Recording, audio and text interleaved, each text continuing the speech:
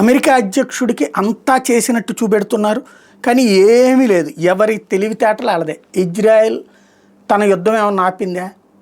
అబో అసలు శాంతి దూత అమెరికా అధ్యక్షుడు ట్రంప్, ఆయనకి శాంతి దూత అవార్డు ఇచ్చేయండి బాబు అని నోబెల్ వాళ్ళకి సిఫార్సు చేస్తుంది.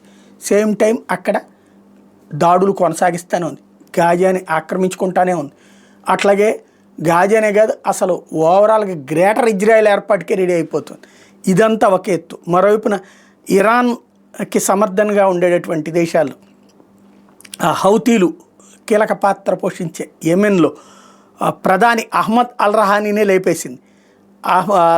ఏదైతే అహ్మద్ అల్ రహానీతో పాటు అతని అనుచరులందరూ కూర్చున్నటువంటి సందర్భంలో సమాచారం పసిగట్టి మిస్సైల్ దాడి చేసింది. ఇప్పుడు అతను బతికున్నాడో లేదో తెలియాల్సి ఉంది. అంటే భారీ దాడికి పాల్పడింది. వరుసగా జరుగుతున్నటువంటిది. అంటే పేరుకి మాత్రం ట్రంప్తో నోటితో ఒక మాట చెప్తున్నారు, నొసటితో మరొక పని చేసి పడేస్తున్నారు. అటు రష్యా అయినా ఇజ్రాయెల్ అయినా సరే.